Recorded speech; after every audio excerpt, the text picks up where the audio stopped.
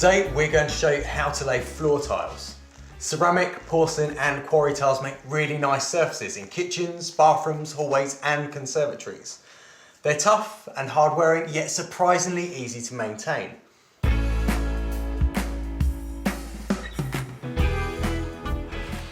You can fix hard tiles onto both concrete and wooden floors and even on top of existing floor tiles, but the surface must be in good condition and correctly prepared. It needs to be even and flat and the correct adhesive must be used. For advice on how to achieve this, see our films How to Level a Wood Floor and How to Level a Concrete Floor. We're going to show you how to tile onto a concrete floor. We need to prepare the floor surface in accordance with the adhesive manufacturer's requirements. We'll be using this ready mixed adhesive and grout. The floor must be dry and free from damp. If you've had other tiles such as vinyl tiles, carpet tiles or sheet flooring previously, you need to remove any old adhesive with a scraper before you get going.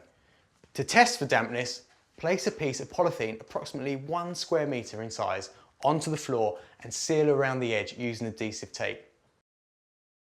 Leave it overnight.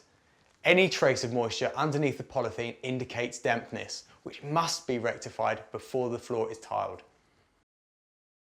If the floor surface is dusty, it will need to be primed with diluted PVA adhesive. Always read the manufacturer's instructions before applying and make sure you allow it to dry fully. If the floor surface needs to be primed, try to do this the night before you plan to do the tiling to avoid delays while the primer dries.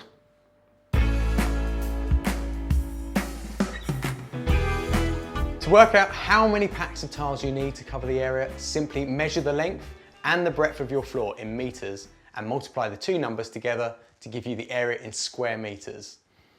If you have alcoves, then measure these areas separately and add them onto the main area you've measured. Once you've worked out the area, add on roughly 10% to account for wastage and breakages when you get to cutting your tiles.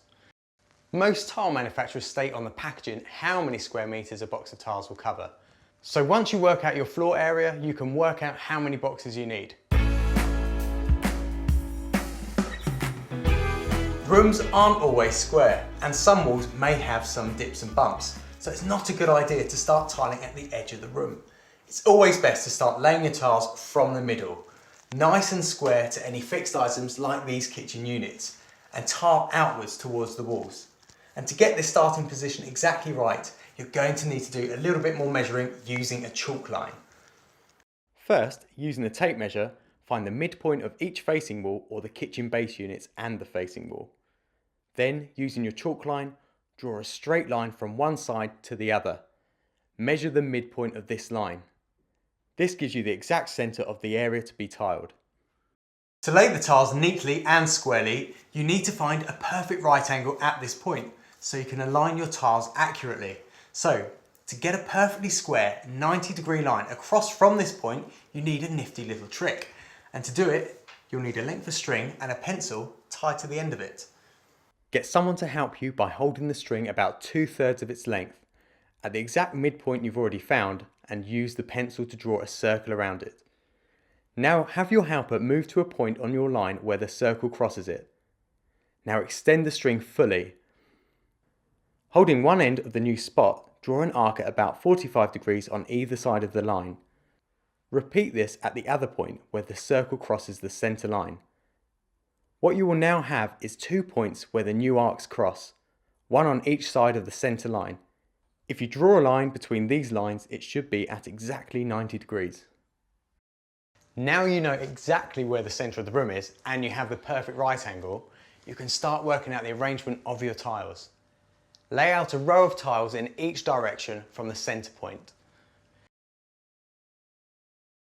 Now check that the layout doesn't result in difficult cuts and awkward corners that could be avoided.